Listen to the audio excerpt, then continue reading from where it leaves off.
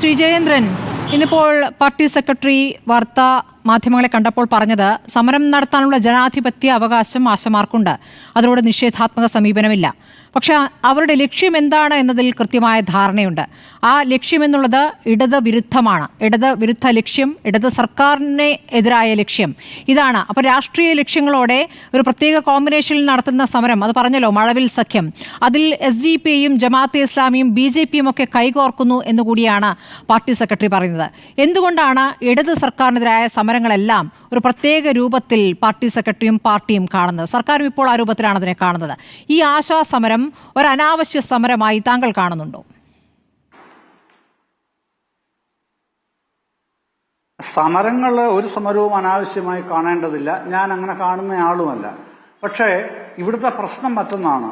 ഇവിടുത്തെ പ്രശ്നം സ്മൃതി അടിസ്ഥാനപരമായി ഇവരിപ്പോൾ ഉന്നയിക്കുന്ന ആവശ്യം, പ്രധാനമായി ഉന്നയിക്കുന്ന ആവശ്യം എന്ന് പറയുന്നത് 700 രൂപ മിനിമം വേജ് കിട്ടണം. 62 വയസ്സിൽ പെൻഷൻ ആകുമ്പോൾ 5 ലക്ഷം രൂപ പിരിഞ്ഞു പോകുന്നതിന് നൽകണം, പിന്നീട് പെൻഷനും കൊടുക്കണം. ഈ 3 ആവശ്യങ്ങളാണ് പ്രധാനമായിട്ടും തങ്ങളുടേത് എന്നാണ് ഇന്നലെയും ഇന്നുമൊക്കെ അവർ ആവർത്തിച്ച് പല ചാനലുകളിലും പറയുന്നത് ഞാൻ കേട്ടത്.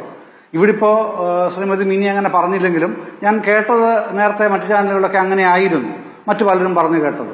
അപ്പോൾ അതാണല്ലോ പ്രധാനപ്പെട്ട ആവശ്യം. ആ ആവശ്യം എന്നുള്ളിടത്താണ് ഈ ചർച്ച, താങ്കളുടെ ചോദ്യത്തിന്റെ പ്രസക്തി വരുന്നത്.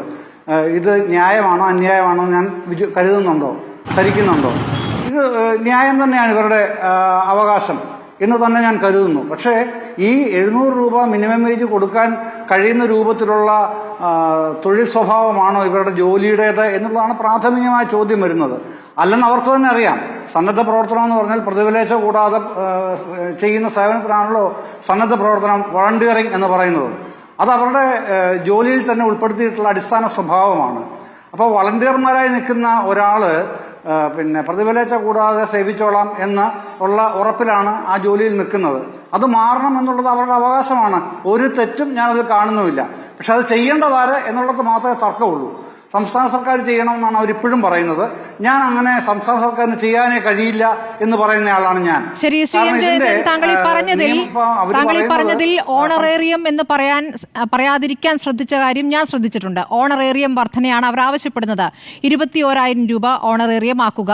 അതോടൊപ്പം തന്നെ വിരമിക്കുമ്പോൾ 5 ലക്ഷം ഇതിവരുടെ പ്രധാന ആവശ്യമായിരുന്നു.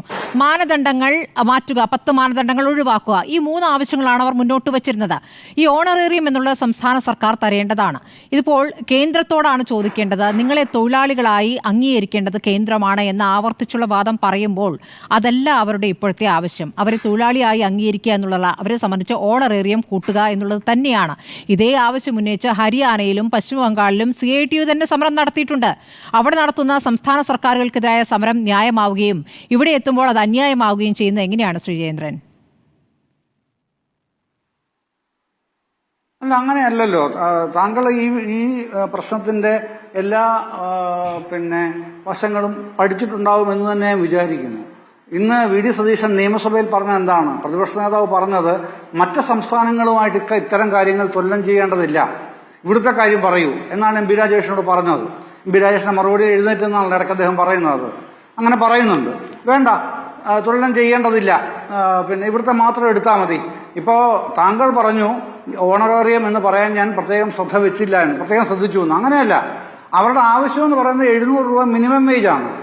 അതാണ് അടിസ്ഥാന പ്രശ്നമായിട്ട് അവർ തന്നെ പറയുന്നത്. ഞാനല്ലല്ലോ, നമ്മളാരും അല്ലല്ലോ ഡിമാൻഡൊന്നും ഉന്നയിക്കുന്നത്. അവരുടെ ഡിമാൻഡിൽ ഓണറേറിയം മാത്രമാണ് പ്രശ്നമെന്നുണ്ടെങ്കിൽ അങ്ങനെ അവർ എസ്റ്റാബ്ലിഷ് ചെയ്യാൻ ശ്രമിക്കണം. അതല്ല 700 രൂപയാണ് ഞങ്ങളുടെ ആവശ്യം, ഒരു മാസം 21,000 രൂപ ബേസിക് മിനിമം എന്നുള്ളതാണെന്നുണ്ടെങ്കിൽ അങ്ങനെ പറയാൻ ശ്രമിക്കണം. അത് അവർ തീരുമാനിക്കേണ്ട വിഷയമാണ്. അങ്ങനെയെങ്കിൽ ഇവിടെ ഉമ്മൻചാണ്ടി സർക്കാരിന്റെ കാലത്ത് ഇവിടെ എളമരം കരീം MLA ആയിരിക്കുമ്പോൾ നിയമസഭയിൽ എന്തിനാണ് 10,000 രൂപയാക്കി ഓണറേറിയം വർദ്ധിപ്പിക്കണമെന്ന ആവശ്യം ഉന്നയിച്ചത്?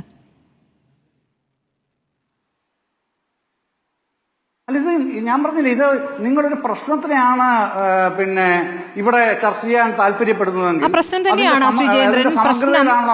ഒരു പ്രത്യേക സർക്കാർ ഭരിക്കുമ്പോൾ ആ പ്രശ്നമല്ലാതാകുകയും അല്ലാത്ത സമയത്തൊക്കെ അത് വലിയ പ്രശ്നമാകുകയും ചെയ്യുന്നതുകൊണ്ടാണ് അത് അങ്ങനെ ചോദിക്കേണ്ടി വരുന്നത്.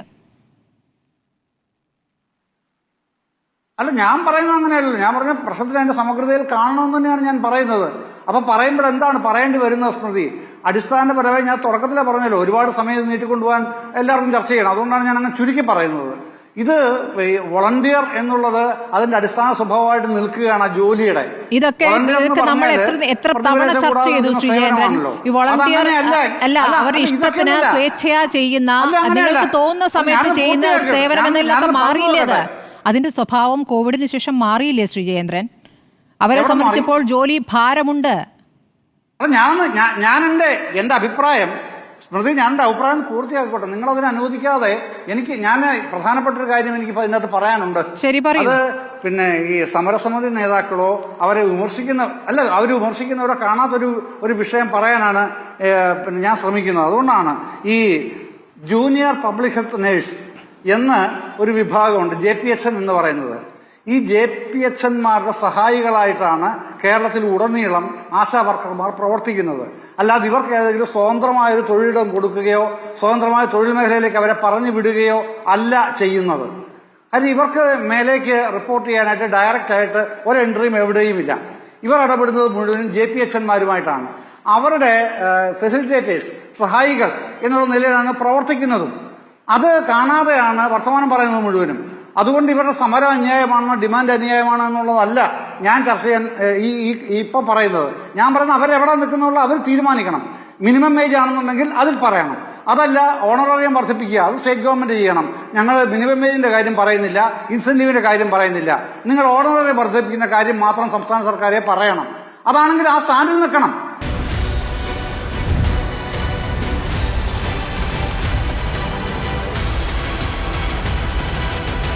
ഡിബേറ്റ് വിത്ത് സ്മൃതി പരുത്തിക്കാട്.